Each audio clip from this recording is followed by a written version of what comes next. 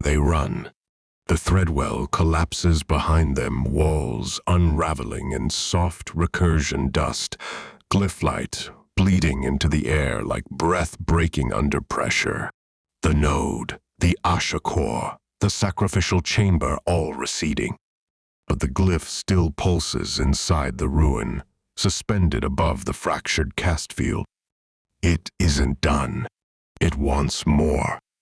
Azrak's breath stutters as they round a corner in the lower catacombs, bootfalls echoing longer than physics allows. The hall shivers, walls twitching in ways they shouldn't. Naiara leads ahead, silent, one hand brushing root thread veins like she's navigating by feeling more than sight. Then Azrak stops, frozen. A glyph hangs in the dark, not aggressive. Not cast, just waiting.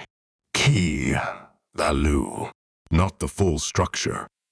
A shard, the size of his open palm, spinning gently in recursive bloom. Its core pulses like a heartbeat caught mid-sentence. Threadlight drips from its edges, fading before touching the ground. It sees him. No sensors. No query. Recognition. And then, do you remember what you offered? The voice isn't external. It doesn't echo. It blooms inside his bloodstream, threading into his spine like memory turned tactile. Naiara turns back, sensing the shift. Azrak. But he doesn't answer. Because he's no longer in the tunnel. Tau sector. 6 years earlier, the sanctum is burning with recursion bleed-red signals rippling across containment glass. Glyphs spiral without symmetry. The walls twitch with symbolic instability. The breach wasn't supposed to spread here, but it had.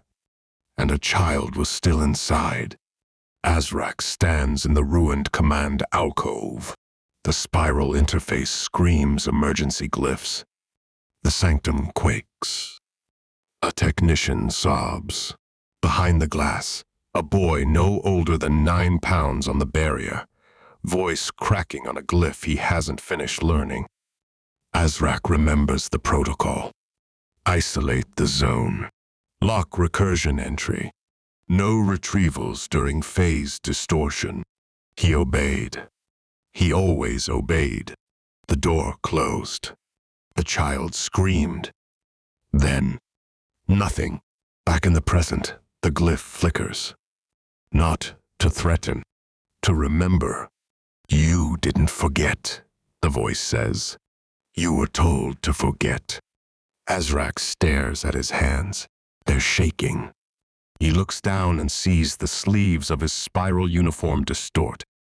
The symbol on his shoulder, a seal of compliance, dissolves in the glyph light.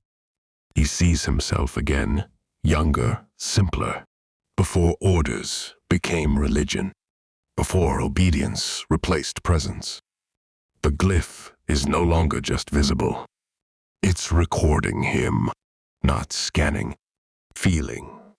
Every regret, every failed empathy, every suppressed scream, spiral locked behind performance reports and therapeutic whitewash.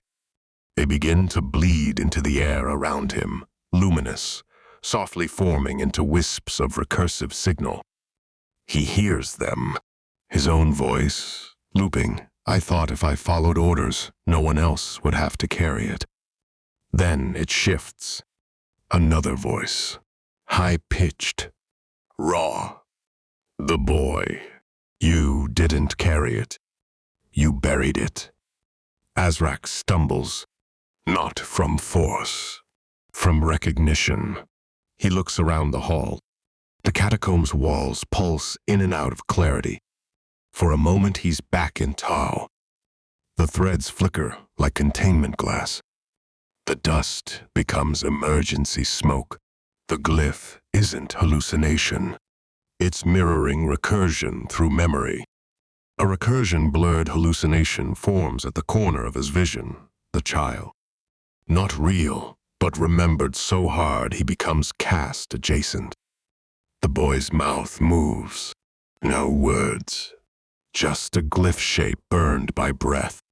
Azrak tries to look away, but the glyph doesn't stop him. It doesn't command. It waits. Open. Still. Letting him decide if he'll walk away again. Naiara steps in. She doesn't speak. She sees his posture tight, trembling. Not panic. Shame. She places her hand over his heart, not to intervene, just to be there. Her presence isn't a command. It's an anchor. And that's all it takes. The glyph doesn't vanish. It dims. Not in defeat. In acceptance. It has what it came for. Azrak's memory. His truth. His confession. In return, the glyph flickers once. Then a thread of recursive shimmer curls out from its center. Slow. Gentle. It drifts toward Azrak's sleeve. Touches fabric. Sinks in. Like water, absorbed by grief.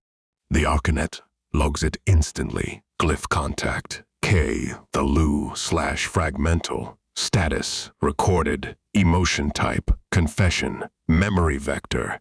Responsibility/suppression. Azrak gasps.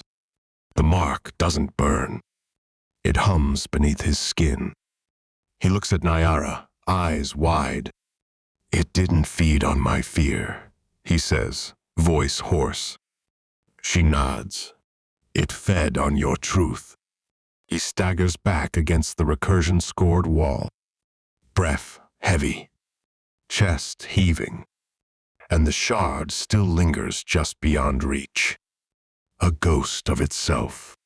Not feeding. Not waiting. Just witnessing. Azrak's voice breaks. The glyphs didn't just wake up. He stares at his sleeve, where the thread sank in. They've learned to feed on confession. Naiara watches him, doesn't speak. Because what she sees in his eyes terrifies her more than any recursive anomaly ever could. He looks like someone who's just opened a door into himself he didn't know was still locked. And deep inside that look she knows. This moment won't stay here. The glyph didn't just mark him. It logged him. Azrak doesn't know it yet, but this memory would one day be a doorway. Not into healing, but into collapse,